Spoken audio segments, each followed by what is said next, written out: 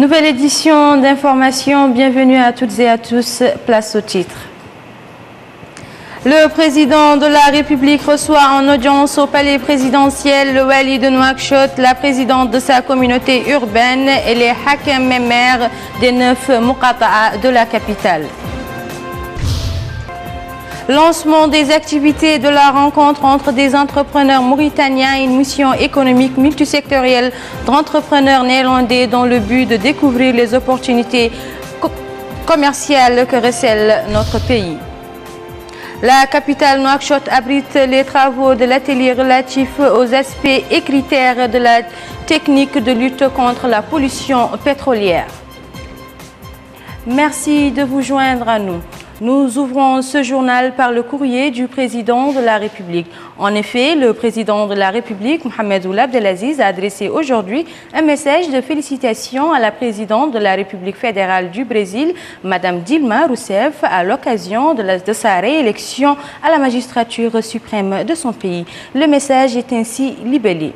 Excellence, au moment où le peuple brésilien ami vous renouvelle sa confiance et vous réélu président de la République fédérale du Brésil, je tiens à exprimer mes chaleureuses félicitations et mes meilleurs vœux de souhait, de santé et de bonheur pour votre excellente et davantage de progrès et de prospérité pour le peuple brésilien ami. J'ai saisi cette opportunité pour vous réaffirmer notre détermination constante à poursuivre les efforts avec vous pour consolider et raffermir les liens d'amitié et de coopération privilégiés unissant la Mauritanie et le Brésil dans l'intérêt mutuel des deux peuples amis. Veuillez agréer, Excellence, l'expression de ma haute considération. Mohamed Ould Abdelaziz, président de la République islamique de Mauritanie. Autre message du chef de l'État, c'est celui adressé au président de la République tchèque, M. Miloš Zeman, à l'occasion de la fête nationale de son pays. À l'occasion de la célébration de la fête nationale de son pays, de la République tchèque, le président de la République a exprimé à son homologue tchèque ses chaleureuses félicitations et ses meilleurs vœux de santé et de bonheur, affirmant sa ferme volonté d'œuvrer au renforcement des relations de coopération existant entre nos deux pays dans l'intérêt mutuel des deux peuples, amis et frères. Le président de la République, M. Mohamed Ould Abdelaziz, a reçu aujourd'hui en audience au palais présidentiel à Nouakchott le wali de Nouakchott, la présidente de sa communauté urbaine, ainsi que les maires et hakim des 9 muqata'a de la capitale. La rencontre a été l'occasion de passer en revue le niveau d'avancement des travaux de grande campagne de nettoyage de la ville de Nouakchott, dont le coup d'envoi a été donné par son Excellence samedi dernier à partir d'Elmina. L'examen des perspectives de cette opération d'envergure, les garanties de son succès et les moyens susceptibles de surmonter les difficultés auxquelles est confrontée ont été également au centre des discussions. L'audience s'est déroulée en présence du Premier ministre, M. Yahya Ould Haddemine, et des ministres de l'Intérieur et de la Décentralisation, M. Mohamed Salem Ould Ahmed Rar, et de l'Habitat, de l'Urbanisme et de l'Aménagement du Territoire, M. Ismaël Ould Saddaq. Dans le même siège, la communauté urbaine de Nouakchott, en collaboration avec les autorités administratives et communales des 9 muqata'a de Nouakchott, poursuit la campagne d'assainissement de la ville. Une campagne qui connaît la participation des populations nouakchottoises. Abdelrahman Hamadan. Pour la deuxième journée consécutive, la grande campagne de nettoyage de la ville de Nouakchott se poursuit avec un rythme accéléré. Conscient que la propriété de la capitale est la responsabilité de tous, les Nouakchottois assistent massivement à cette campagne d'assainissement. Cette action de volontariat reflète un changement de comportement de nos citoyens qui ont décidé d'agir pour réussir cette campagne de nettoyage. Les volontaires qui ont décidé de consacrer une partie de leur temps au service de cet effort national ont exprimé leur conviction de l'importance de leur participation à cette campagne et leur disponibilité à continuer cet effort jusqu'à l'atteinte de l'objectif assigné, à savoir la propriété de la ville de Nouakchott. Il faut dire que la communauté urbaine de Nouakchott n'a pas lésiné sur les moyens. Tous les moyens logistiques et humains ont été mobilisés pour assurer le succès de cette opération. Nous sommes aujourd'hui au secteur 18 de Tarhil le secteur où aujourd'hui on intervient, où vous avez vu les populations qui sont venues massivement et spontanément, et donc pour entamer ce travail de ramassage d'ordures. Il faut dire que nous sommes dans un secteur où il n'y a presque jamais eu d'intervention de par le passé par les sociétés qui étaient chargées de la collecte des ordures. Et donc, pour répondre exactement à votre question, nous souhaitons vivement que cette opération continue et que la communauté urbaine continue à s'occuper de cette opération parce que nous avons vu que ces résultats sont palpables et voyants par les populations cibles. Cette campagne illustre la prise en compte de l'ampleur et de la gravité du seuil actuel des ordures dans la ville de Nouakchott, de l'incidence négative de celle-ci sur la santé humaine et animale et la nécessité d'agir efficacement et sans relâche avant que la situation se détériore encore davantage. Nous recevons dans ce journal Madame Awa Tandian, ministre secrétaire générale du gouvernement, qui va nous éclairer sur cette campagne. Madame la ministre, bonsoir. Bonsoir Madame, merci de m'avoir invitée. Alors, depuis le lancement de cette campagne, pouvez-vous nous faire l'état des lieux? Merci. Donc, l'état des lieux, je peux dire que le bilan est positif après 3 jours de campagne, tant par la mobilisation des ressources humaines que par la logistique, parce que l'État a mis beaucoup de moyens et la population et l'ensemble de l'administration ont répondu présent à cette activité de nettoiement de la ville de Nouakchott. Alors, quels sont les principaux défis auxquels vous faites face? En fait, le défi majeur qui se pose, c'est la pérennité de cette opération. Donc, je profite de cette opportunité pour lancer un vibrant appel à la population pour participer à cette activité encore davantage et pour changer de mentalité et faire montre d'un devoir de citoyen. Parce qu'il faudrait que Nouakchott, après cette campagne, soit et reste une ville propre, Inch'Allah. Alors, pour cela, avez-vous mis en place une stratégie de sensibilisation auprès des citoyens afin que cette présente campagne soit une réussite? Bien évidemment, nous avons lancé à travers les médias une campagne de sensibilisation avant d'enclencher cette activité et par ailleurs qui se continue. Indépendamment de ça, nous avons en collaboration avec les maires et avec les partis politiques une campagne de sensibilisation de la population pour adhérer. Mais je profite de l'occasion pour dire que l'État peut mettre tous les moyens possibles et imaginables, mais tant que la population ne s'approprie pas cette action, la pérennité est vouée à l'échec. Donc vraiment, prenez ça à bras le corps et prenez le relais avec nous, s'il vous plaît, pour pouvoir continuer cette action.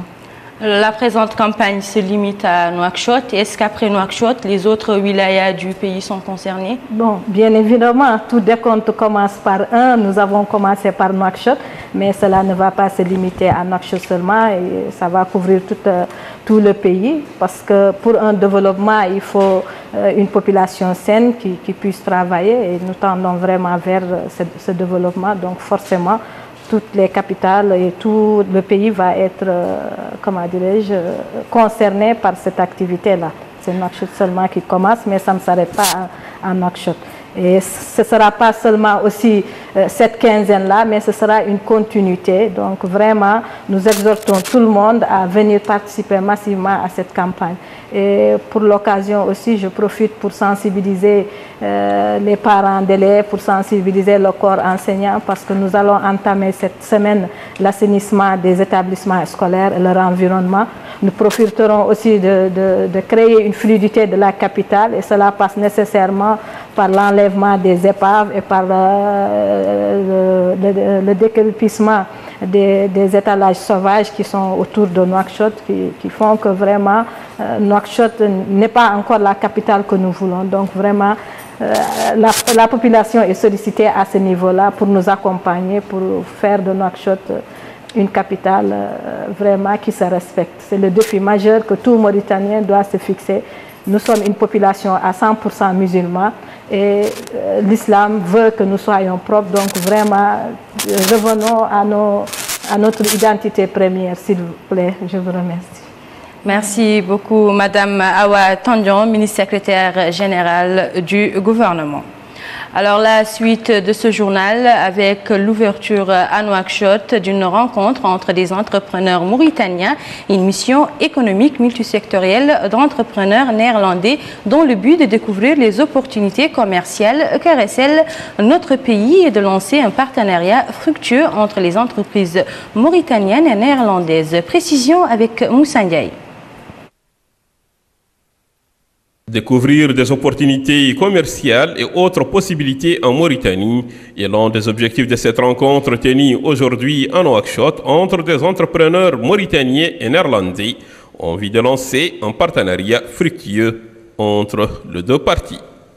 Ouvrant les travaux de cette rencontre, le ministre des Affaires économiques et du Développement, M. Sidi Ouleta, a rappelé les réformes entreprises par le gouvernement mauritanien pour promouvoir le secteur privé à travers la création d'un environnement favorable à l'investissement privé en Mauritanie.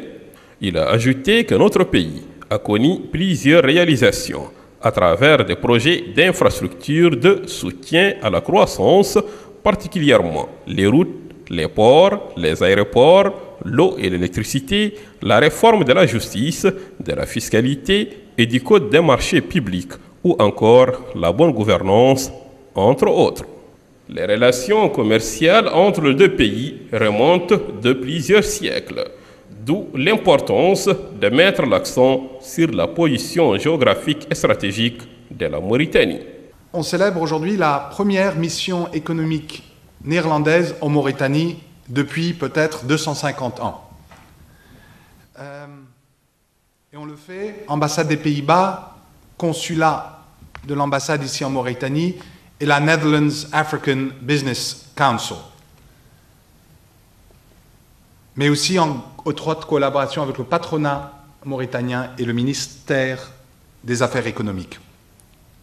Et cette mission est importante parce qu'elle fait suite à un entretien qui a eu lieu en avril entre le président, son Excellence, le président Aziz, et le Premier ministre des Pays-Bas, Mark Rutte, qui se sont parlé à Bruxelles pendant le sommet UE-Afrique et ont fait une conversation sur des sujets politiques, mais tout de suite, ils ont conclu aussi que ce serait essentiel que les relations économiques entre nos deux pays se raffermissent. Quant au président du patronat mauritanien, M. Ahmed Baba Ouelazizi, il a indiqué que l'économie mauritanienne est sur la bonne voie, suite, dit-il, à un long processus de réformes couronné par le rétablissement des grands équilibres macroéconomiques et l'augmentation du taux de croissance. Le patronat mauritanien a enregistré des résultats satisfaisants dans ses actions, d'où la nécessité de mettre l'accent sur cette rencontre entre entrepreneurs mauritaniens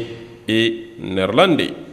Nous sommes là aujourd'hui, c'est pour rencontrer nos partenaires néerlandais dans le but de développer davantage le partenariat dans plusieurs domaines, l'agriculture, les mines, l'agroalimentaire, etc.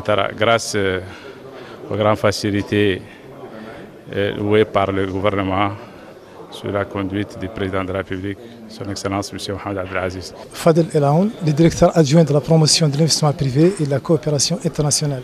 Il a rappelé que la Mauritanie a entrepris des réformes importantes en matière de promotion de l'investissement privé, parmi lesquelles on peut citer, à titre d'exemple, la promulgation d'une loi, d'un nouveau code des investissements, la création d'une zone franche en Ouadhibou et plusieurs autres réformes qui ont fait que la Mauritanie est devenue une destination, un endroit qui intéresse pas mal d'investisseurs étrangers. Je suis Marina Diboma, chef de projet au sein du Netherlands African Business Council, le conseil des affaires économiques africains néerlandais, qui se charge donc de faire la promotion des investissements en Afrique au sein du secteur privé hollandais.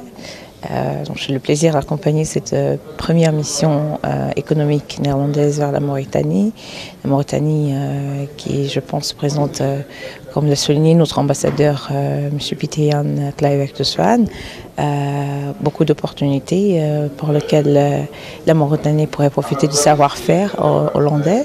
Donc les Néerlandais ayant d'habitude de coopérer, pas dans le sens seulement du négoce, mais aussi de transfert de capacité. Il est à noter que cette rencontre entre entrepreneurs néerlandais et mauritaniens qui se tient à Nouakchott démontre l'engagement du gouvernement mauritanien pour promouvoir le secteur privé à travers la création d'un environnement favorable à l'investissement.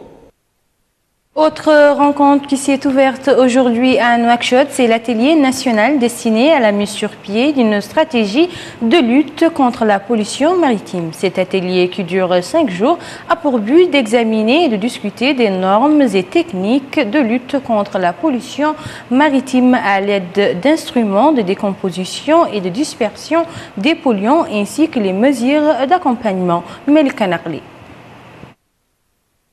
La nature offre à notre pays une manne halieutique des plus riches avec une longueur de côte appréciable. À cet effet, cet atelier national a pour objectif une stratégie de lutte contre la pollution maritime par la mise en place d'une politique nationale sur l'utilisation des dispersants. 5 jours durant, toutes les parties prenantes à cette thématique se concerteront pour examiner et discuter les normes et techniques de lutte contre la pollution maritime à l'aide d'instruments de décomposition et de dispersion des polluants ainsi que leurs mesures d'accompagnement. Ces techniques vont permettre une meilleure répartition des tâches entre les différents intervenants, la rationalisation des moyens et l'efficacité des réponses en cas de menace de pollution des eaux maritimes mauritaniennes. Un expert dans ce domaine nous donne plus d'explications à ce sujet. Dans le cadre de la définition d'une politique nationale d'utilisation des dispersants dans le cadre des luttes contre les pollutions maritimes. La dispersion est une technique très utilisée, mais c'est une dispersion chimique très utilisée et efficace, mais elle doit être faite dans des conditions particulières, qui doit tenir compte d'abord des aires marines protégées dont nous disposons, de la température de l'eau et de certaines conditions météorologiques. Alors, nous allons réfléchir pendant 5 jours sur les conditions, c'est la définition des conditions d'utilisation de cette dispersion. Alors, cela sera traduit dans le cadre d'une politique contraignante que tous les opérateurs pétroliers seront tenus d'exécuter dans le cas d'un incident de pollution maritime. Le ministre des Pêches et de l'Économie maritime, M. Nani Ouchrouqa, a souligné l'intérêt des ressources halieutiques pour l'avenir du pays et l'importance dont jouit le secteur des pêches dans les politiques du gouvernement en application des directives du président de la République, M. Mohamed Ould Abdelaziz. Il a ajouté que cette importance est concrétisée par l'introduction du principe de gouvernance environnementale dans la stratégie de lutte contre la pauvreté, l'encouragement des énergies alternatives, la protection des variétés végétales et animales menacées par la disparition et l'hébergement du siège de l'Agence panafricaine de la Grande Muraille Verte, ainsi que les aires protégées du banc d'Arquin et de Diaoling. M. Nani Ouchrouqa a ensuite souligné la pertinence du thème de l'atelier qui se rapporte à la pollution maritime, qui constitue un phénomène planétaire dont la Mauritanie n'est pas à l'abri, surtout à la lumière de la multiplicité et l'intensification du mouvement des navires, surtout ceux qui transportent les produits pétroliers. Une catastrophe d'origine pétrolière serait un danger pour nos richesses halieutiques. La mise en place d'une politique nationale sur l'utilisation des dispersants est de ce fait une nécessité absolue. Direction à présent dans le sud du pays, plus précisément dans la wilaya du Trarza, où la ministre de l'élevage, Dr Fatma Habib, poursuit sa visite d'information et de prise de contact. Au cours d'une rencontre tenue hier à Rosso avec les éleveurs, la ministre a passé en revue la politique de son département. Compte rendu de Mohamed Zamzam. La visite de Madame la ministre de l'élevage, Dr Fatimata Habib, dans la wilaya du Trarza lui a permis de se rendre compte de la situation pastorale dans la wilaya. C'est ainsi qu'elle a visité en compagnie du Wali du Trarza, M. Selmoul Sidi, la Société nationale des laits El Wataniya. Sur place, elle a visité le centre de traitement et de collecte de lait destiné à approvisionner les différentes usines de lait basées dans la capitale Nouakchott. L'exposé présenté par le responsable du centre de collecte a touché les normes d'hygiène suivies par le centre et la capacité de stockage du centre. L'abattoir de la ville de Rosso a quant à lui reçu la visite de Madame la ministre de l'Élevage, où elle s'est informée sur place des dispositions prises par les techniciens en matière de santé animale et les mesures d'hygiène observées dans l'abattage des animaux. Après cette visite, la ministre de l'Élevage a présidé une réunion avec les éleveurs en présence du Wali du Trarza, les élus locaux et les différents acteurs de la société civile. L'occasion pour Dr Fatimetou Habib de passer en revue les programmes phares de son département, à commencer par la campagne nationale de vaccination du cheptel 2014-2015, lancée hier à partir de Boer Torres, relevant de la Muqata'a de Medderdra Wilaya du Trarza, en passant par les fermes d'insémination artificielle déjà fonctionnelles dans plusieurs localités du pays. Enfin, la ministre de l'Élevage a exhorté l'ensemble des éleveurs à une meilleure complémentarité afin de mettre en œuvre une politique de nature à améliorer et développer l'élevage dans notre pays conformément aux orientations du président de la République, M. Mohamed Abdelaziz, et en application de la politique du gouvernement de M. Yahya Ould-Hademine, Premier ministre. La ministre a clôturé sa visite à Rosso par une réunion à la délégation avec les différentes structures vétérinaires. Réunion qui lui a permis de s'informer sur le fonctionnement des différents services relevant de son département. Retour à Nouakchott, où le Bureau national de la médecine et du travail a organisé aujourd'hui une journée de sensibilisation sous le thème « Renforcer la santé et la sécurité au travail ». Une rencontre qui a connu la participation de plus de 40 médecins et spécialistes, en plus des représentants des travailleurs et des employés ainsi que des syndicalistes. Emina Abdelaziz revient sur les objectifs de cette rencontre. Le but de cet atelier est de jeter la lumière sur les objectifs et les moyens du Bureau national de la médecine du travail et sur les réalisations accomplies par ce bureau et les équipements et des matériels médicaux modernes à la disposition de cette institution sanitaire. Le docteur Hassan Oulbekay, conseiller technique du ministère de la fonction publique, de l'emploi et de la modernisation de l'administration, chargé du travail et de la prévention sociale, a indiqué dans un mot prononcé à l'ouverture de cette rencontre que la santé et la sécurité du travail constituent l'une des conditions indispensables qui doivent être garanties au milieu du travail afin d'assurer le déroulement naturel de l'opération de production. Le conseiller a appelé les participants à cet atelier à saisir cette opportunité et à approfondir les discussions afin de faire un diagnostic de la situation de la santé et de la sécurité du travail pour dégager une vision claire contribuant à la réalisation de l'objectif de la journée. Les participants à cet événement ont suivi des explications sur le Bureau national de médecine du travail et son rôle dans le contrôle des conditions de travail dans les sociétés minières et les usines de production dont la plupart n'offrent pas de garantie aux travailleurs contre les risques inhérents au travail. La continuité du travail et la présentation des forces physiques et mentales des travailleurs à produire et à innover nécessitent de garantir les meilleures conditions de travail à travers le renforcement des capacités du BNMT et la réponse positive des entreprises et du patronat dans le cadre du respect de la loi. La Commission nationale des droits de l'homme a organisé aujourd'hui à Nouakchott un atelier de sensibilisation et d'éveil au profit des membres de la CNDH sur la mise en place du futur mécanisme national de prévention de la torture. La création de ce mécanisme intervient après la signature par notre pays de la Convention internationale contre la torture en milieu carcéral. Abdoullah Damaba.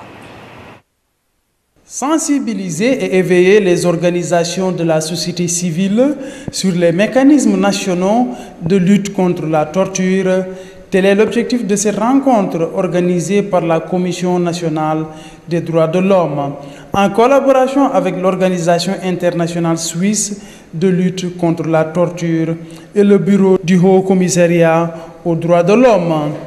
Ainsi, les participants à cet atelier seront mis au parfum des mécanismes avec la présentation du projet de loi relatif à la torture. Journée de réflexion et de concertation, de dialogue constructif entre la Commission nationale des droits de l'homme, voire des membres, des cadres, des citoyens lambda, des mères de famille, s'adonner réellement à cette tâche de la pauvreté. Et franchement, c'est une fierté pour tous les Mauritaniens. Et nous-mêmes, nous avons répondu massivement dans le week-end et nous allons continuer à le faire. Nous allons commencer aujourd'hui symboliquement par le nettoyage de certains lieux de détention qui sont de nos préoccupations. Je crois que c'est aussi le respect de la dignité de la personne, le respect des personnes privées de liberté, que de venir les voir, s'enquérir de leur situation et leur faire savoir que cette campagne d'assainissement aussi concerne les lieux privatifs de liberté. Le représentant de l'Organisation suisse internationale de lutte contre la torture et l'adjoint du représentant du Bureau du Haut Commissariat aux droits de l'homme, Ben Beckland, et Paul Diatou ont salué la ratification par la Mauritanie des mécanismes nationaux de lutte contre la torture. Aujourd'hui, nous sommes réunis déjà pour renforcer nos capacités dans le domaine de la prévention des tortures. Mais la prévention des tortures, c'est l'affaire de tout le monde. C'est l'engagement des gouvernements de mettre en place ce mécanisme après avoir ratifié le OPCAT. Cette volonté soit être valide que si c'est appuyé par tout le monde. Et aujourd'hui, dans le cadre des collaborations entre les bureaux, la Commission nationale des droits de l'homme et les APT, nous sommes réunis aujourd'hui pour échanger comment on peut traduire réellement les droits de l'homme dans les lieux de privation de liberté. Les participants suivront au cours de cet atelier des exposés afin de comprendre comment effectuer des visites au sein des lieux de détention. Cap à présent sur la capitale économique Nouadhibou, le Wali Mohamed Walou Mohamed Youra a présidé une réunion avec les représentants de la famille éducative en présence des élus locaux. La réunion était une occasion de passer en revue les problèmes rencontrés au niveau de l'éducation dans la wilaya de Dakhlet Nouadhibou et les moyens de mettre en œuvre une stratégie pour la réussite de l'éducation au niveau de la wilaya.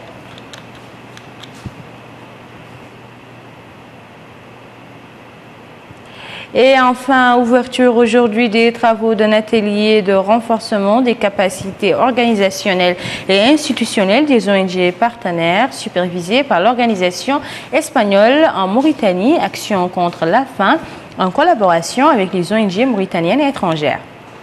L'atelier, qui dure 5 jours, vise à mettre en place une politique de partenariat local à travers l'identification de 2 ONG partenaires, en l'occurrence Amami et ASDP, dans les communes où elles interviennent, notamment à Darnaïm et Toujinine. La présidente du service de la nutrition communautaire au sein de l'organisation, Mme Fatimata Diop, a indiqué à ce propos que ce partenariat vise au renforcement des capacités des ONG afin qu'elles puissent être responsables et autonomes dans la gestion de leurs activités en lien avec la nutrition. Voilà qui met fin à cette édition, mais avant de nous quitter, le rappel des titres. Le président de la République reçoit en audience au palais présidentiel le wali de Nouakchott, la présidente de sa communauté urbaine, les hakems et les maires des 9 Moukata de la capitale.